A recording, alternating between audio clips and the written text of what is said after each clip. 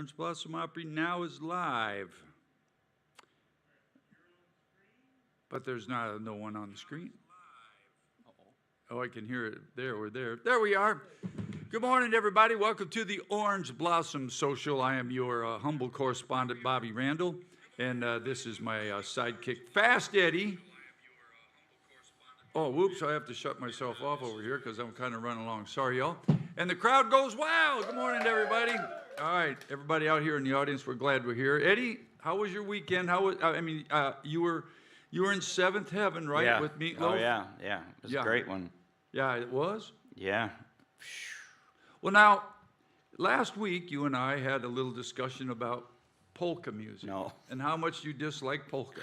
Now, look, we're all different people I'm here. not even talking. No, I know, but listen, here's what I want to say is the Orange Blossom Opry, one of the coolest things that they're doing is it used to be all one thing. You came here and it was all real old country stuff, and there was nothing wrong with that, but there's a lot of things have changed, and so there's a larger variety is what I want to say.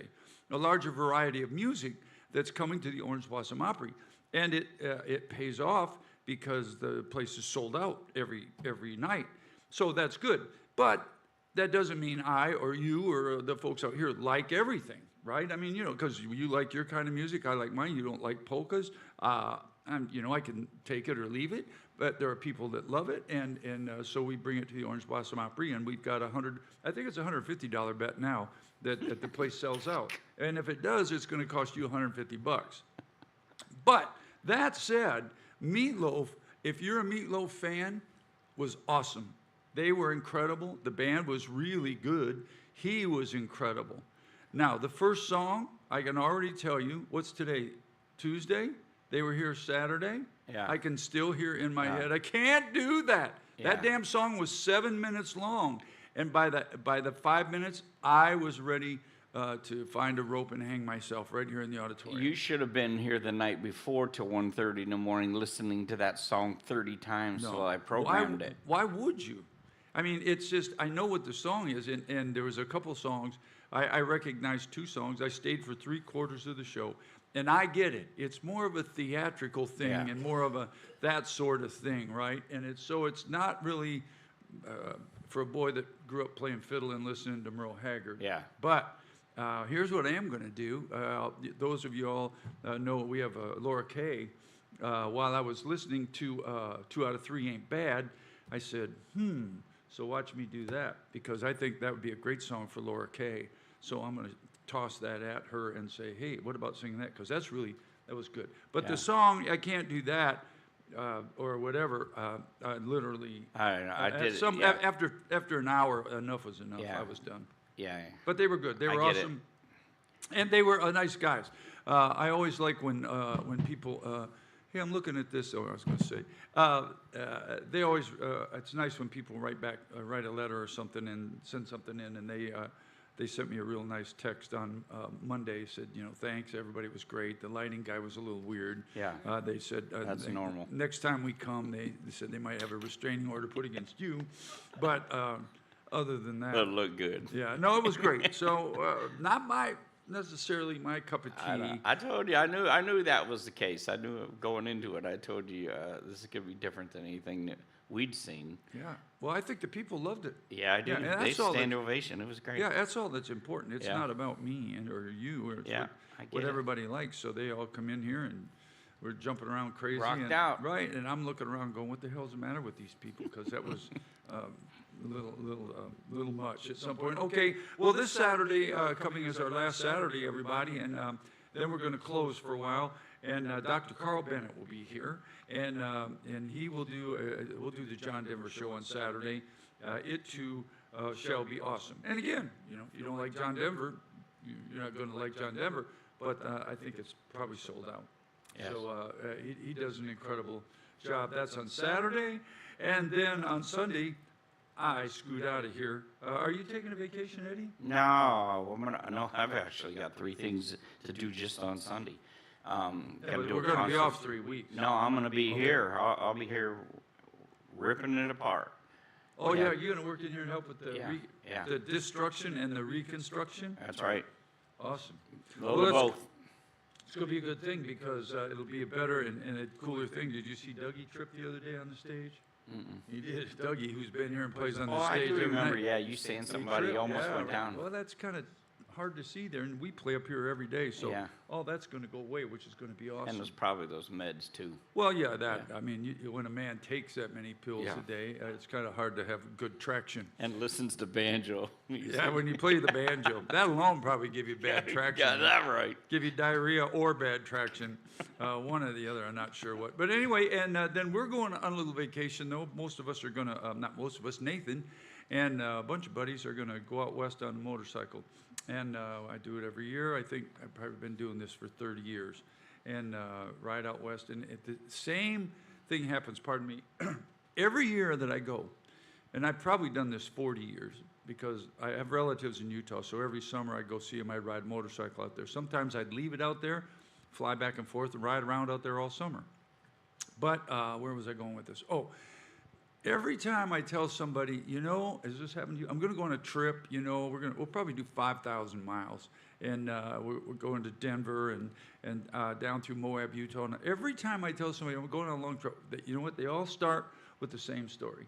You know, my brother-in-law was riding a Harley, he came off, and he ran into the guardrail, chopped his head yeah, off, and his yeah. head rolled right down the highway like a cab. Don't tell me those stories. I was don't just wanna- telling Mike that this I morning. don't want to hear that crap because they all want to tell you that. Don't talk. I don't want to care when I'm fixing to ride A 5,000. deer flew out of nowhere, right Yeah. out of a spaceship. Yeah, I did hit a deer one year out there at about 60 miles an hour.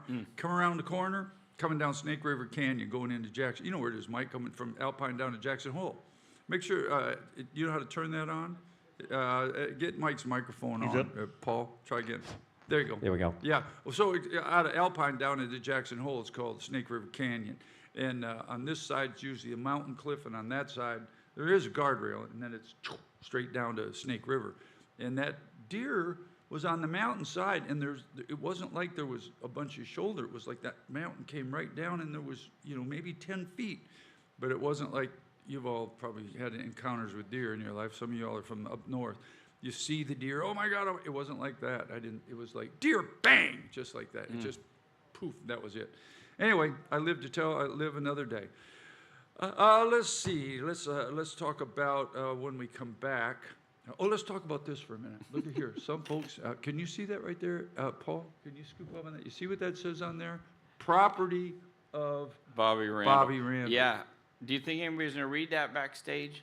Well, if there's strawberry, I'm pretty sure You better hide that in your dressing room. Keith Horn won't. No.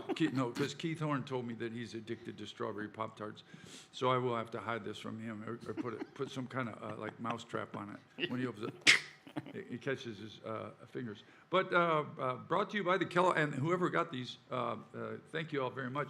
They knew not to get the frosted kind. You like frosted Pop-Tarts? Yeah. No, those How aren't can any. you eat a Pop-Tart No. without frosting on it? No, they're awesome. I'll tell you how you eat them. You put them in the toaster and you let them cook longer than they should, so they get kind of burnt around the edges, so they're real crispy. Smoke detectors are going on. Yeah, smoke detectors Yeah. are going on. So you get that up there, and then you take it out and you let it sit for just a little And bit then you to put cool frosting off. on it, probably. No, and then you just chow away and enjoy. Frostings for goofballs from wherever you're from, Pennsylvania. Let's see. Start back in August. Doug Stone will be here, and we're excited about old Yeah. Dougie. I think Dougie's bringing his band this year, and is he doing? Is this a retirement thing for him, Roger, or no? Yeah. Doug Stone. He is. Or what did he say? Maybe Maybe. retirement. Yeah, well, Roger's the boss, so he may be retired from here. It's up to you. But no, I mean, a lot of those guys are doing retirement, not retirement, but last tour sort of thing. Hey, by the way, I don't know if you all watched my Facebook post, but I found a Facebook post. We talked about last week about George Strait, and I actually remember when George got signed. I remember the guy that signed him was a guy named Blake Mevis, cut his records. Anyway, none of that matters. What matters was last week there was a lot of pictures of George Strait going around on the internet where he had outsold any other act in the United States for tickets. He sold 110,000 tickets at some stadium in Texas, Hayes Stadium or something. You know what it was, Bob? I can't remember. Anyway, whatever the stadium was in Texas, 110,000 tickets he sold. So I found this picture of this couple who I don't know that were getting married, and they had, you know, you've all seen the wedding bands, right? You know, here's a wedding band, which is a guy with a PVPA and a drum set and a bass player and a steel player and some dumb kid up there singing. And they said that they paid $500 for their band to play at their wedding. And lo and behold, it was George Strait and the Ace and the Hole Band. The interesting thing about that is the guy in that picture, and I don't know what year that picture was taken, it had to be in the late 70s maybe. I don't know when George actually came on strong, I think about in the 80s. But Mike Daly is in that picture playing pedal steel guitar, and he is still in George Strait's band today. So that's the kind of guy George Strait is, kind of takes care of his people. Hey, Bobby. And, yeah. Hey, we got two things for you. Hey, Captain Kurt, when did you get out of bed? Not too long Yeah. ago. Okay, yes, sir. Barry Case wants to know if you can describe the updates that will be done to the OBO. Okay, and can I describe what will be done to the OBO? Yep. Well, we get a lot of complaints about Eddie, so they're gonna try to figure a way to build a booth where Eddie can work from the schoolhouse next door. Yeah. To separate him from the public. Actually, they're gonna And do I can wear anything I want to wear. Yeah, Eddie, Yeah. you could be as weird as you want Spandex. over there. Actually, this year, we're going to get a new stage. Last year, we got new floor out there and all of those beautiful seats out there. And so this year, we're going to work on the stage. And the attempt to make the stage more audience-friendly. And what that means is those steps, whoever designed this stage in the first place, if you can pan over there, I don't know if you can, there's steps that come up from the front. So it's designed more like a church where there's altar call, where people come up from the audience up to the front, where concert stages are not designed like that. You don't want people walking. As a matter of fact, a lot of times we have to post people there at those steps so people don't, especially when Eddie's on stage Groupies, in some yeah. of his women's clothes. Fast Eddie groupies. Yeah, well, we have to get rid of that. So anyway, so they're going to move the steps to the back, which you can see will make all of that area out there. There's a lot of the stage that's wasted and not able to use, and it's because those stairs are right there. And when you think about the stage, you think about, well, being way over there, nobody's going to see him. I'll be off in the corner, nobody will see him. But look over there where all the seats are. You know, there's tons of people now that'll have better access to the band because we can spread out the bands a little more. You know, you never want to cram all your people together like that. You want to stretch people out. So that'll happen. And there'll be a drum riser put back there. So a lot of the times, especially on Friday Night Lives, which I'll tell you about that, I stand right now, because I'm in the front, I stand right in front of Randy, or in the drummer, and you can't even see him. So we're going to get a drum riser that'll push the drummer up in the air a little bit more. So hopefully you can see him up over top of me, and I'm 6'5". So basically that, but different color. It'll look a lot classier. I'm sure Heather, they were talking about some of the back stuff, doing some of that, redoing that. Eddie's lights and stuff will still be pretty much the same. But anyway, that's kind of what it's good. Just I'd call it a facelift, and then it's going to be a little more user-friendly for the bands that come in. So It's going to clean up this front too, isn't it, Bobby? yeah, So all this you is can- going to go. Yeah, all that's gonna visibility go. for the customers will be a lot better. All of that'll go away. So when you people are sitting out there, it'll automatically, the stage will look a lot higher. But it's because all that stuff's going to go down in the floor, like you, Eddie, down in the floor. Yeah. Then people can stare at your feet again. Yeah. Yeah. Where's Complain your about Oh, there it, he not is. wearing shoes. I'm here. I can't see you all out there. It's all dark. Anyway, was there another question, Captain, or that? There's Yep. actually Yeah, just bring on the questions. Debbie Fox. Her husband is 72 today. Can you wish Dave a happy birthday? 72, Dave. He's your biggest fan, by the way. No, I don't know. How big is he? Yeah.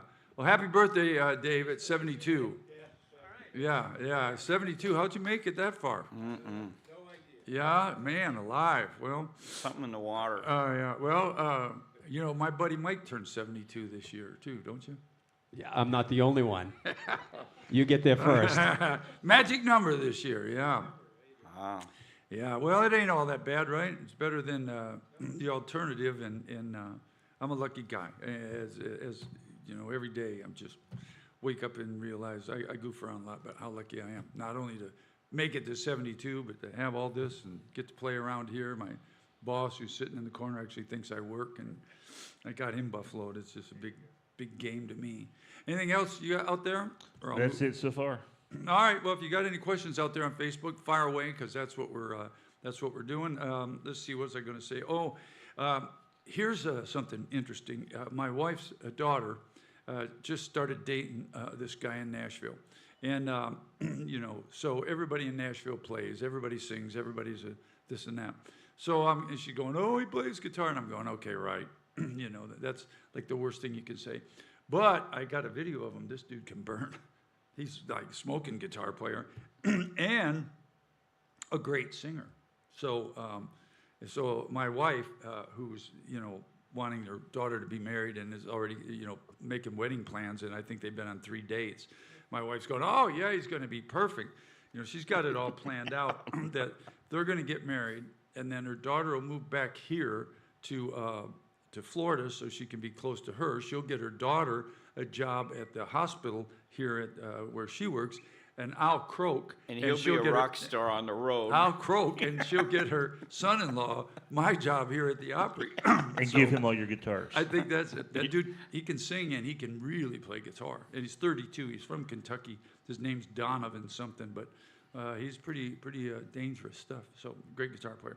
So we'll have I guess I'd have a future step-son-in-law that's a guitar player. Is Yeah. that what you call it? Yeah. Yeah, I don't know what But it you is. have to have a guitar war. Find out. Oh, I don't know, man. He probably smoke you. He's younger than me. Less arthritis. Yeah, less arthritis, right? All right, who's your album out there today? Daryl Smarthead? Worley, who is coming. This was my all-time favorite show that came to the Opry.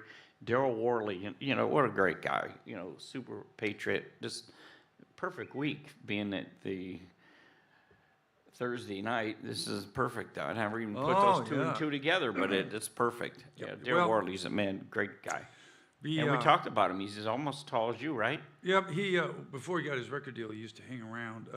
I worked for Sony for a while. Anyway, none of that matters. But we hung around the record companies together, and he used to write with Kim Williams, who was a friend of all of ours, and we got to be buddies. And we talked about pants because Daryl and I wear the same pants.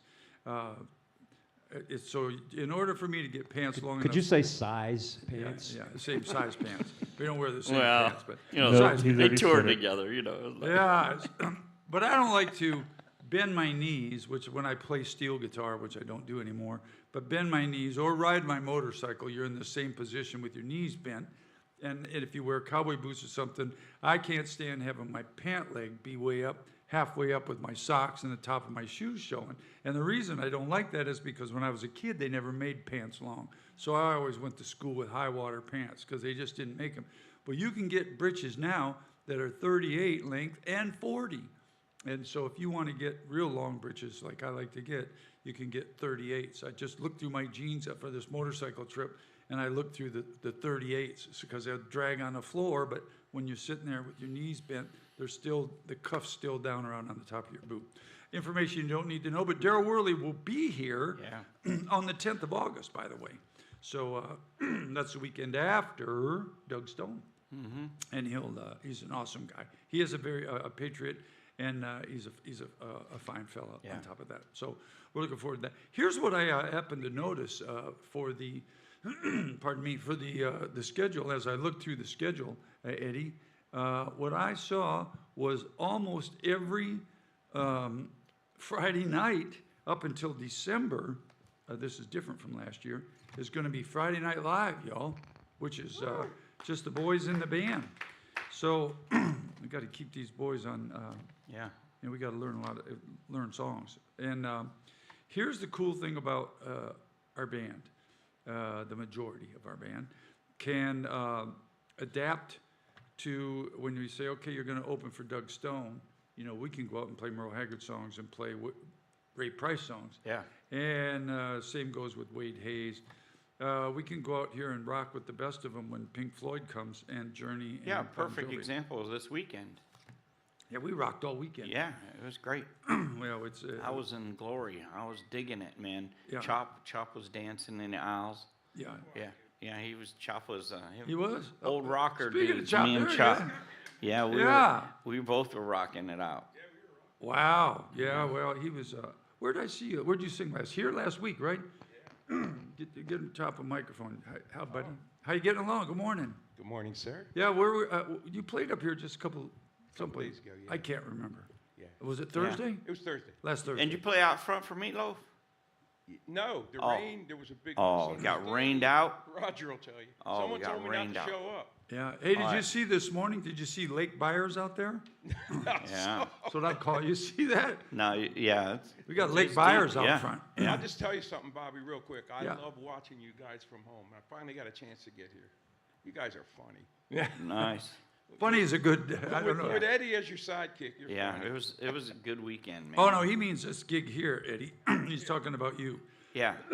Yeah, I kind of refer to it like the Dean Martin, Jerry Lewis. Yeah.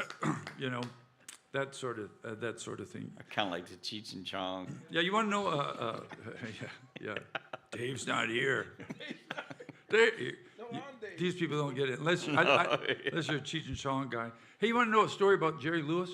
I have a friend of mine, a woman who's an old Hollywood actress, who was great friends with Jerry Lewis. He never wore the same socks and underwear the same day. He would wear socks and underwear one day and chuck them out. Now you can fact check that to see if it's true, but I presume that it is because I was told that from a pretty So good he source. owned a sock company, probably. Yeah, well, maybe so. Got a quick one for that, Bobby, real yeah, quick. Yeah. He might appreciate it. My rock band, we were supposed to open on the Jerry Lewis Telethon. Oh yeah. So I would, I got a tattoo over here. I got my dad's ship here now, but I have a yin yang on here, and I had a tank top, but I had a leather jacket over it. So we were getting ready to play for him so he can hear us. I took my jacket off. He saw the tattoo, and they freaked out and threw us out of the studio. What tattoo do you have? You never got to play? I got a yin yang here. I don't know what a yin yang means. That's a martial arts. I used to be a kung fu student. Yeah, Yeah. yeah. And then I got my dad's ship right here that everybody was found passed away on it. Oh, at, okay. Coral Sea. So that But did he got it. out of the Navy before then. Which one was he scared over? The martial arts one? That's the only one I had. Yeah. No. A little tiny. Anyway, that's how they were. You know how they were. Yep. I actually played Jerry Lewis Telethon a couple Did times. you? Yeah, a couple times. Yeah, played it. I think I played it 2 or 3 times, something like that. Yeah, one time.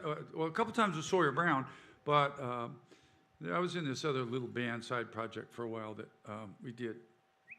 Anyway, it doesn't matter. Excuse Well, me. the other thing is back then probably tattoos were still, unless they were, something from the Yeah, but military. if you're kind of like famous, they, Yeah. they don't say anything about you. Yeah. Well, what about these guys, these kids today, though, that are all tatted up like that, sleeves and arms and all that? And, what are they going to look like when they're our age? I know. They're going to look like a comic book that you dropped in the wash machine. And you pull it out, and it's like, here you go. That's what they're going to look like. Because all that stuff that's up here and everything going around is going to all go down there, right? It's all going to move around. Stretch. Yeah. You have any tats, Eddie? No, I'm too hairy. I always thought, look at the arm. Look at that. Boy, there Where are you goes- going to put a tattoo on that arm? I don't know, That's- Eddie, that's but no right excuse, now Eddie. I need something I need Pepto-Bismol. No, seriously though, you can't Hey, put a I'm tattoo hairy. on that. I'm Well, hairy and I I'm think it tats. wouldn't. Right now, I'm trying to figure out how I'm going to keep this coffee down. Hey, we both Chug- got chug a good hair. Pop-Tart. I keep it clean. You're going somewhere else. So No, I'm not talking just about- keeping clean. I'm just No, what I'm thinking about is most people put tattoos on their arms. Yeah. And look at that. Yeah, what I'm there's thinking nowhere about. to put it. What I'm thinking about is my damn co-host is Chewbacca. I could have mentioned I would have to shave. Chewbacca. I could have shaved my arm. Is that what you want? Yeah. With a great farmer's tan. Can you pull that sleeve up again? It's like Damn. bright I have a white. story about shaving my arms, but I'm not I don't gonna even go want to there. know anything about you shaving anything. It had to Anywhere, do with the nothing. Flip Wilson show back in the 70s. Yeah. Well, right now it's the flip off because that's what all the audience is doing. They're It's all flipping you off. We lost all of our viewers. All right, We're moving done. probably get- along We'll off get of that. banned if I tell that story. Rolling right along. I did tell Heather that story though one time. She almost fell out of the booth. Yeah. My Flip Wilson story. Oh, Okay, Flip we'll Wilson go on. story? I don't know. Okay. well, Roger didn't hear that one, I don't think, but. Where she- was I? Okay, yeah, I don't have any tattoos either. And, Yeah. I've been riding Harleys. I bought my first Harley in 1976, and I've always had a Harley, or sometimes two, and one time three. And I have no tats. So I guess it's a personal thing. I've never felt that I was, at one time, I was going to put the name of my band on one side. I was going to put Sawyer Brown and Confederate Railroad thing once before. And I used to be bigger. I had pretty big guns and a bigger boy at one time, and I thought about it, and then I never did. And now, I think I'd have to put it up here on my shoulder, because, in another 5 years, it'll be down there. But, all right, well, let's move on from tattoos, Eddie. Yeah, we can put the OBO on your forehead there. Yeah. Yeah, well, I don't know. No, that's just started lately, hasn't it, that facial tattoo Yeah, I think stuff? so. The last maybe 10 years or so. Chop, Not going near that. no, but I No. mean, hasn't that kind of just recently become a thing? Yeah, don't we have somebody that comes in here? Yeah, his yeah, whole yeah. face. Yeah, he's all tattooed, and I mean, God bless Nicest him. guy in the world. Too. Yep, Yeah. yep. Well, that singer, who I'm proud to say I've never heard any of his music, Jelly Bean, what's his name? Jelly roll. Yeah.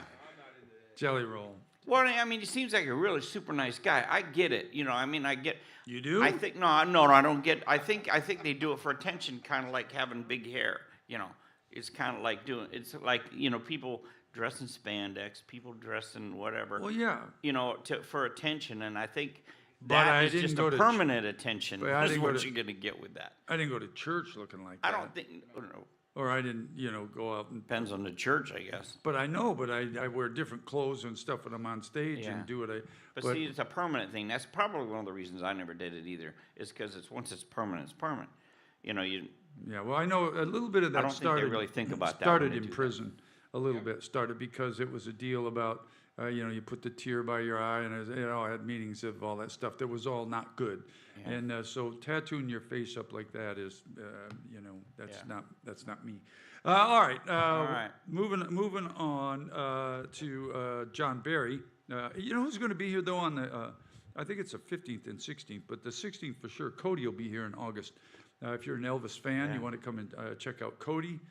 He's awesome. It's probably sold out. I tell people this all the time. If you're watching on Facebook or wherever you are, if you think, I'm going to go to one of those shows in October, I'll just wait. Don't wait to buy your tickets. Roger, aren't tickets on sale for just about everything right now except the Christmas show? So everything. So you could buy tickets all the way up to right now, all through November.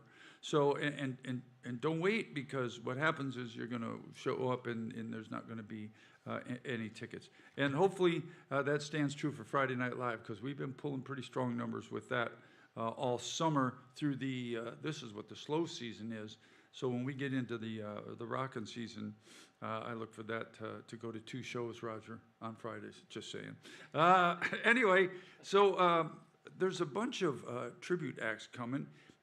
I talked to I don't like to use the word dude, the guy in the who the hell was here last weekend, Eddie? Meatloaf. Meatloaf, yeah. I talked to the piano player for a long time. We just sat back there shooting the breeze. And I told him, which I will tell everybody else, my opinion of tribute bands have changed. Just so there is help for you, Eddie. See, because sometimes you can change in life, even as late as we're getting. Yeah. But my A lot of opinion. medication. that Yeah, helps. more. Well, I don't have any medication, but my opinion used to His be. wife's a pharmacist. I ain't buying it. My wife is a pharmacist. She took all my drugs away. She said, you don't need this. You don't Here, need take that. this. You don't need that. You Good don't need morning, that." honey. Take this. Yeah, take this, honey, and go to sleep. Anyway, my opinion of tribute bands used to be, those guys just wanting to be somebody else or trying to be somebody else, and I never wanted to be anybody else but me. And I don't dress up like anybody. I do me, and that's what I do. But as we started getting really good tribute bands, and we do. Like I said, I wasn't necessarily a fan of Meatloaf's music, but his show was incredible, and the music of that music was incredible, and you must respect the music for what it is. And obviously, people liked it. The place was packed. So I think now, with a great tribute band, it's a good thing for the people because it's about the music. Yeah. You know, you all like songs that you liked when you grew up as a kid, and you all had these special songs. Mine much different from yours, Eddie, but we did have, Yeah. the music that you like. So when a tribute band comes along and they play that music, that's what people need to connect with. Now, if the guy happens to look like Meat Loaf, some of those guys do that. They dress up and try to look like the guy. Well, I don't care about that. That's kind of cool, Yeah. you know. And that guy had a lot of the Meat Loaf moves down and stuff. So I think it's good because, first of all, you can't go see Meat Loaf anymore. But in the case of the Eagles, you know, we have a Eagles tribute band that comes here, and they are awesome. And it gives you a chance to hear, because it's about the music. Gives you a chance. They don't dress up like the Eagles. It's the music, and you can come hear the Eagles music for a reasonable price. Where if you go see the Eagles, it's damn $500 for a ticket in the nosebleed section. So I feel, like I said, my opinion has changed. And I think these things are kind of cool because we have Rocket Man coming, and I heard that guy's awesome. Yeah. Yeah. You know, Carl Bennett and I have had this conversation many times. You know, it's not all about, there's plenty of tribute artists out there, but it's about keeping the music alive. You know, the music, people remember things that happened in their life with songs, and that's the power of music. Right. And so, yeah, plus a lot of these tribute artists that have musicians in them who have played with, like us, that have played with big names, and they're very talented people that basically need work. And there's money out there. No, they do. They want to, or they just have a niche, that they want to play, whether they need to work. But when I mean need work, need to be doing what they do best. Yeah. is Well, playing I music. asked some of those guys, did you wake up in the morning one day and look in the mirror and say, I look like Meat Loaf, I guess I'll do a Meat Loaf tribute? Or probably, I think the first thing you'd have to would be able to sing. I sing a lot of these songs. In your case, when you woke up and you look in the mirror and you said, I look like Barney Rubble. Have you ever thought of doing the Flintstones tribute? Flintstone tribute, yeah. Well, it's going to rock.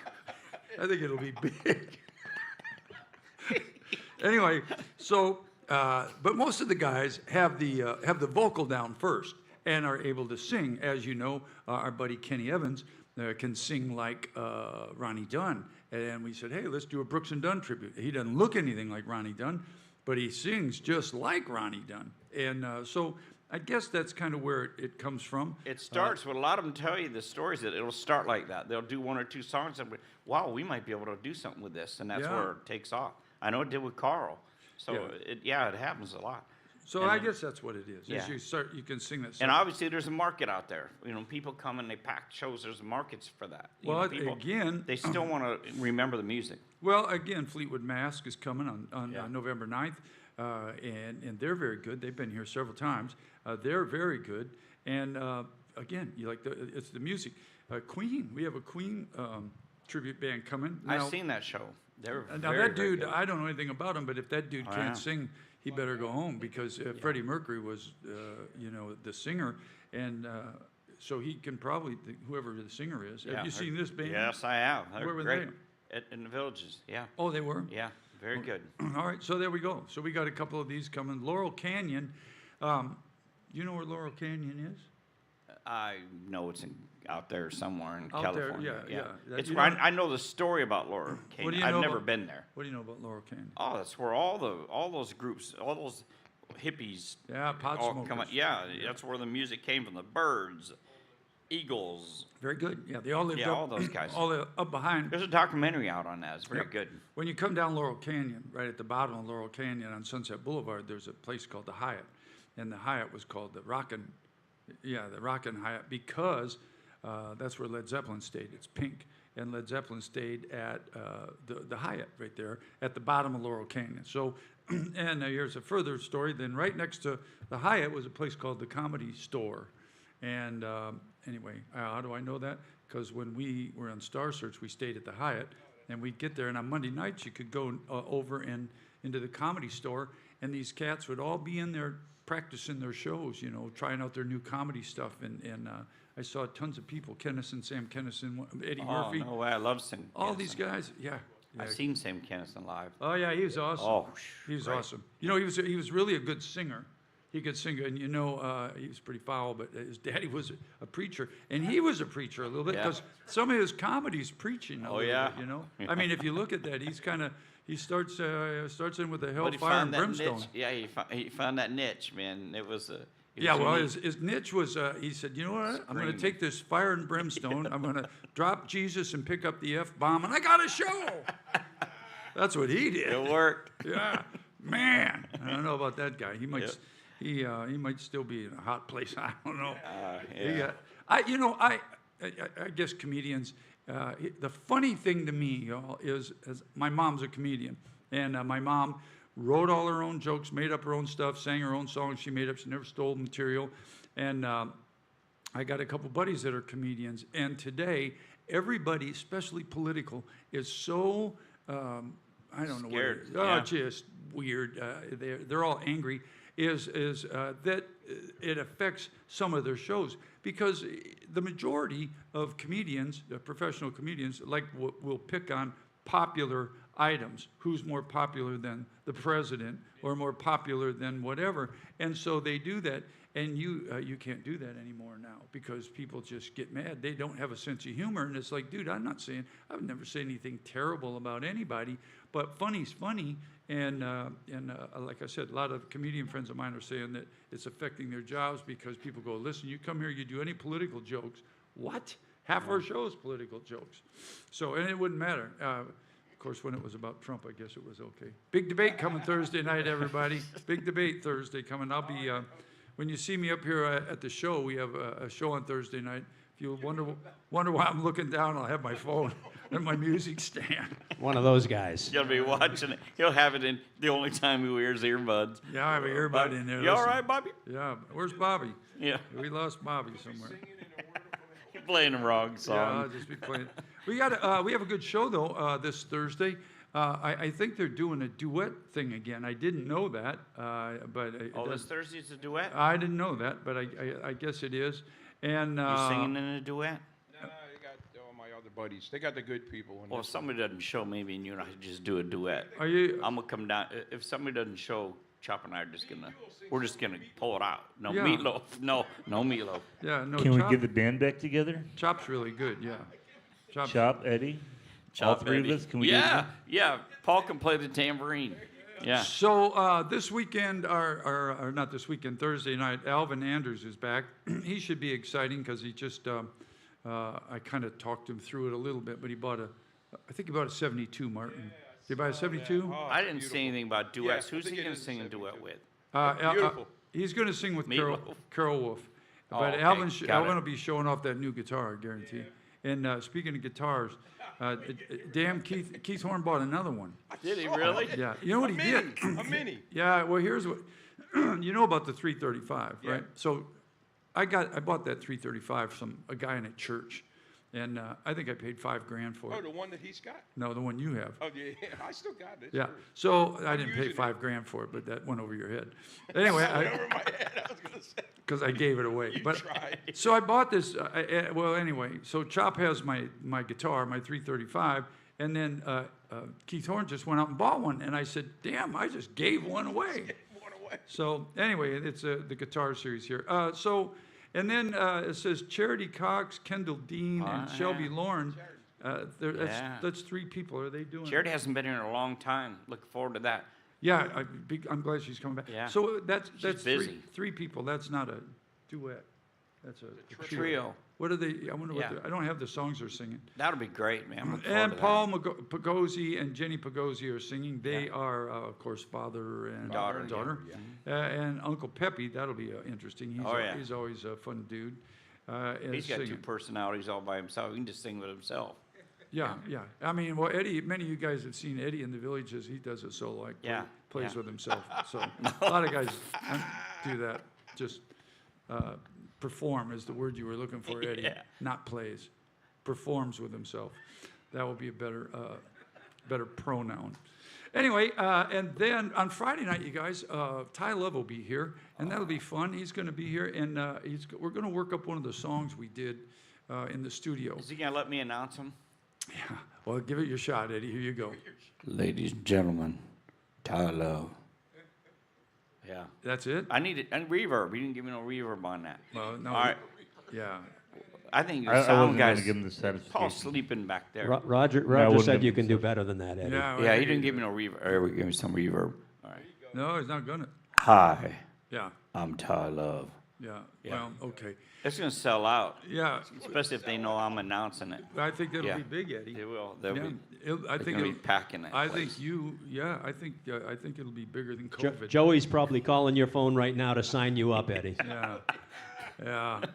Well, anyway, Ty It Love will be here. great. It's And, gonna be a great show. We went in the studio with him, and since I've been here at the Orange Blossom Opry, I did lots of studio work in Nashville. Played on lots of records, my own, lots of other people's records, lots of stuff. And we got a pretty cool little thing going here with Nathan. When I hired Nathan to come down here, I didn't hire him. I asked him to come down here. Roger hired him. But anyway, he brought his whole studio and has upgraded his studio. And, everybody's got studios around here. Yeah, we all got studios, but not everybody has ears. And ears are the key to not only a sound man, but ears are the key to mixing and making records. And Nathan's made tons of them. And so this project we did with Ty Love, not Ty Love. This project I'm working on it, Eddie.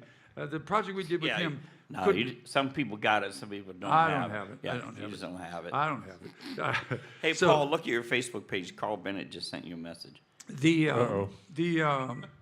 Ty Love project is probably one of the best things that we've done. Partial reason for that is I've got incredible musicians, but his songwriting is really, really good, and his singing, of course, is awesome. So you're only as good as the song. I've always said that you can get the greatest musicians in the world, and if you have a crappy song, you still have a crappy song.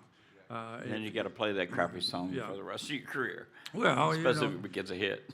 anyway, but crappy songs generally aren't. I guess there's a few that are, but not all of them are. But I saw a thing yesterday on Facebook that you remember when "Achy Breaky Heart" came out. So that song was originally called "Achin' Breakin' Heart," and there was a girl that worked, this is probably way too much information, but there was a girl that worked for Harold Shedd, who was Alabama's guy, named Lisa Ramsey. And Lisa was a song plugger. And if you have a job in Nashville as a song plugger, that means you work for a publishing company and we write songs, and then they all write songs, and then a guy like me goes in the studio and we record all the songs like we have Ty's or anybody else's songs. And then you, as a song plugger, that's your job now. You go out and get them recorded. And you have to be somewhat in the know with people because you can't just, that's a job that you have. Anyway, so Lisa had taken this song literally to everybody in Nashville, everybody. And she went to all the labels, to all the people, and they all kind of laughed it off. Get out of here, get out of here. And so Billy Ray was a new artist, and I don't know if Harold, I can't remember who produced him, might have been Harold. But anyway, whoever produced him, they said, well, we don't like Achin' Breakin', but how about Achy Breaky? And so they changed that, and of course the rest is history. Billy Ray came out, with a big smash hit with it. Now the bad news with that is that song was so big and so popular, there'd be no way that you could ever come out with another song that big. So I guess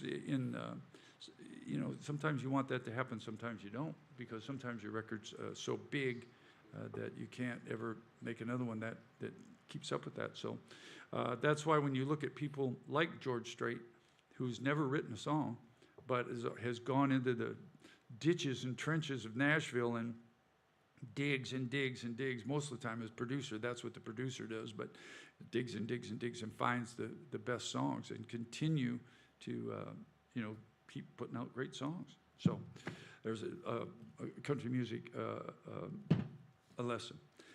Most rocker guys probably write their own songs. I don't know if, Was Meatloaf guy, did he say he was writing the songs? with Steinman somebody? had a lot to do with it. Meatloaf, part of Meatloaf's, well, big part of Meatloaf's success was his producer and his Yeah. cohort. You know, Jim Steinman. It's funny because a lot of those guys, they really you never mention them because they're like the behind the scenes Oh, guy. yeah. But Steinman, that was Meatloaf. Meatloaf was really kind of nobody doing some theater stuff. But when him and Steinman got together, kind of like Elton John and Yeah. Bernie Taupin, when they got together, that was magic. Yeah. You knew that combination and that production of even the songs that they did, that one Celine Dion song. See, Steinman branched out a little bit, and some other people, but that production that Yeah. Steinman brought was kind of like your producers in country music that you know that guy's going to make a hit. Yeah. You just knew it, Oh, yeah. and that's where Steinman was.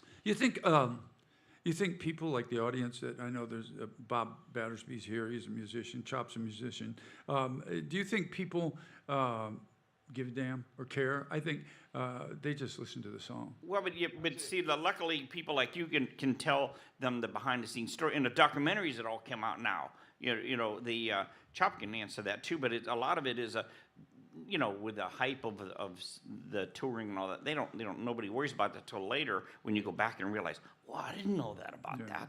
I was Well, just I watching think a show last night. We'll talk about. What's happened to me, anyway, from making records, is I don't listen to a song, anything, probably like you all do. Not at all. Because I'm listening to the song, and not one person listened to the kick drum. Not one, but I do. Not one person. I made Nathan go change he was playing a rim shot, and I said, that's got to go, man. Who listens to the snare side stick? Me. I like that. Get rid of it, man. It's got to go. You got to have a different side stick. There was a guy, I talk about him all the time. His name's Mike Bradley. And Mike's a dear friend of mine, and like me and most of that gang retired. Mike Bradley, I think, single-handedly changed the sound of country music. And if you go listen to the 90s country music, which that's where I was making records involved, I think it's the best sonic sound in music. And part of the reason for that, I attribute to Mike Bradley. Brooks and Dunn came out. If you go listen to an old Hank Williams record, here's something that y'all could do too for fun. Everybody wants to sing Jackson. Go listen to Jackson sometime, that record, and just really listen to it. Like I listen to it, and it's like, man, they're all over the place. Neither one of those guys could sing harmony. It's like, what the hell? But it's a huge record. Yeah, it was like awful though, but it's a big record. Brooks and Dunn, those records, Leroy Parnell, Joe Diffie, those guys all started bringing the drums, especially the kick drum, way out farther front in the mix. Where in the early days, you couldn't even have drums on the Grand Ole Opry. You know, those guys in the early days with the Grand Ole Opry couldn't have drums. Do you know who the first person, Bob Battersby, you should know, the first person to pull a drummer on the Grand Ole Opry? You're a drummer, a fine drummer at that. Ernest Tubb was the first guy, yep. And Ernest Tubb was the guy, they didn't have electric guitars. I don't want to be giving my boss any ideas. He'll be going, well, we don't need a drummer. We don't need electric guitar. We'll just do this. You're all going to get replaced by AI. Yeah, 5 years from now, All of us. none of us will be here. It'll all be AI people up here playing for y'all. But anyway, yeah. So the back to what I was talking about was the music. And music, obviously, all of it has changed. Go listen to a Hank Williams record and go listen to a Brooks and Dunn record, and then go listen to some of that stuff they're putting out there now. You know, Pretty soon it's going to be not my thing. come and see on the Pop-Tart box. It'll say, come and see our OBO tribute band. Yeah, Yeah. the OBO tribute. I'll be a tribute band. Hey, so far, Roger, there's not, both bands that I was in, there's not a tribute band. There's no Sawyer Brown tribute band, and I don't believe there's a Confederate Railroad. Well, they're still out there That's a kicking. great leadway. We have a question. Well, yeah, so are the Eagles and some of these other guys. Yeah, go ahead. Who wrote Trashy Women?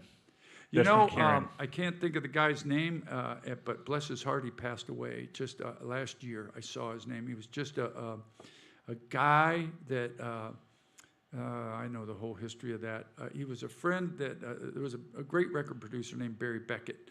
If you guys don't know who Barry Beckett was, every one of y'all have heard Barry Beckett play, because if you heard the first three notes of old-time rock and roll, da-da-da-da-da-da-da, on the piano, that's Barry Beckett. Anyway, he produced Confederate Railroad, and some dude slipped him that song, and it was like Indian Outlaw. with Tim McGraw, the producer who generally picks your songs and makes your records. I'm not trying to take any credit here, but Ty Love's record, when you all listen to it, when I heard it, it was him with the guitar, him playing. So it was my job to create a record, a music, everything. You play this, you play that. Let's play this. Let's do that. Put this together, and that's what you do. That's what Barry Beckett did. That's what James Stroud said. This is either going to make your career, Tim McGraw, or this is going. You're done. They're going to drop you. And when they recorded Indian Outlaw, and same kind of thing with that. Confederate Railroad had been having hits, and they were pretty good hits. They had some pretty fun stuff. And when Trashy Women come along, you said, look, man, you put this out, it's either going to bust wide open or you're going to be done. The radio stations are going to go, you're done. And so you never know. But that's, it just took a turn and went that way. A little plug for Confederate Railroad. Those guys these days, I'm still buddies with a couple of those guys. They get a lot of slack for that Confederate Railroad stuff, and a bunch of people pissing and moaning about the name and all of that stuff. You ought to listen to their music. None of their music is offensive. Great songs. All their songs are funny, tongue-in-cheek. Bill's Honky Tonk, Night Grill, all that stuff. I played all those songs. There's not a political song. There's not nothing. Nah, you need to hear Chris the big Wall. one. The big one. Chris Wall, that's who wrote it. Yeah, thanks, Mike. Yeah, Chris Wall is who wrote Trashy Women, and he passed away last year, I think. And I think it was one of those, that was the only song he ever wrote. You speaking of, and I never put two and two of this together. We were talking about those drums. You're How talking would about- you? Why would you? Because I'm a big George Jones fan. And we've had this conversation, I think, before about The Race Is On. Yep. And I remember when you redid that. I'm like, nobody redoes the George Nah, Jones song. that's what- No, that was my mentality. I'm going, nope. And then all of a sudden, when you heard that, there's that drums that you're talking about. Yeah. Sawyer Brown had that drum going, whoa, wait a minute. But it was like, but I'm going, but it's George Jones. But when you heard that drum, they made it their own. They really took that, and it was like, that was a hit. I'm playing a baritone guitar on that thing and going tuk, tuk, tuk, tuk, tuk, tuk, tuk, tuk, tuk, with the Yeah. kick drum. So when we were gonna, we had one producer, and they wanted us to go back to another producer, so I'm a big country guy. I was probably the most country guy in the band, and I said, let's record The Race Is On. I'll go back to that producer if we can record The Race Is On. Oh, and that same thing. That's George Jones, man. That's like royalty. How dare you? And if you go listen to the original record of George Jones, I think that guy, because the solo I played is on a baritone guitar, and it's similar but a little different. Yeah, but it had that drums you're talking about. Yeah, that kicked That it. was that 90s kick drum you're talking about. We shot the video of that song in 3 days in Dollywood. We used to play Dollywood all the time. We'd play there for like Friday, Saturday, and Sundays. Sell out. It's auditorium, a little bit bigger than this, but not much. And so when we were going to sit down there for 3 days, we had camera crew come in, and that whole Race Is On video is shot in Dollywood at that theater there, whatever the name, I guess, whatever that was. Anyway, let's see. Let me grab a couple other quick things. Excuse me. Our Christmas show is going to go on sale pretty soon, and that always sells out. We hope that's the case again. We have a bunch of them this year in December. And I've had some complaints about people going, well, why don't you do Friday Night Live, which I like because that's kind of my baby a little bit. But through the month of December, we won't do Friday Night Live. Just come see us in November or come back and see us some other time. But we really like to take the whole month of December and dedicate it to Christmas. I'm a big Christmas guy. Roger and Heather are as well. And so we don't really do much through the month of December except Christmas-oriented stuff. There's some outside bands coming in. Johnny Wild will be here. Everybody goes crazy over that dude. Not me so much, but Not me so. Well, I'm not into guys with tight britches, but are you like Johnny Wild? Oh, they're a pretty good band. Yeah, Yeah, they're a pretty yeah, band. They were fun last year. Yeah, he's good. He's cool. People love Johnny Wild. And then Let's Hang On will be here too, and they are awesome. So that's kind of what's going on in the month of December. And Laurel Canyon, Fleetwood Mac, pardon me, Stevie Ray Vaughan and Queen, and the Buzzcats will be here too. in November. So that's what's going on here at the Orange Blossom Opry. This Friday night sold out. Dr. Carl on Saturday. You have anything at all that's intelligent? You can Was there close the anything show. Carl Bennett, was there anything he wanted us to mention for that? It's already sold I couldn't out. find it. Oh, okay, I looked all over my Facebook. I couldn't right. find it. yeah. I'm going on a motorcycle He probably trip. blocked you. Well, yeah. I'm Could've. surprised he hasn't. Carl blocked- probably blocked you. Yeah. Well, I gotta. I don't think I have. I don't want to say in front Well, of you Mike, guys but- got to be careful, man. I mean, this is going to be the last time. Yeah, we won't have a our podcast. last podcast so you guys have a safe ride. I know with Mike in charge there that Yeah, what you'll, could go wrong? Yeah, well, Don't tell him about yesterday. Yeah. yeah. You guys have a safe ride, man. I'm jealous. I really want to make that ride someday. We'll keep you on Facebook, on my Facebook, and I'm trying to talk to Heather to see if there's a way we can connect it over, because we usually document our trip going out there and everything. It's usually Nathan's going to go with me this year. I'm really excited about that. Be the first year. He wanted to go last year, so we're excited about him. Trying to get Eddie to go. First Maybe thing next year, Well, yeah. are you at first? You got to buy a motorcycle, Eddie. No. I'm still gonna make the comfort ride. I'm not doing the vibration and noise. I want to travel through the Rocky Mountains listening to John Denver. That's what I'm gonna do. That's my bucket list. Yeah, That's a all big right. one for Well, me. Yeah, good luck with you on that. Yeah. Yeah. I think can't do it on a Harley. Yeah, you can. No. Well, sure you can. Hey, it's me and Crazy Fast Eddie here. God bless each and every one of you. Thank you for joining us, Bob Battersby and Chop. Thanks for coming out. Happy birthday. 72 is a wonderful year. It's a great thing. God bless each and every one of you. And God bless America. See you next time.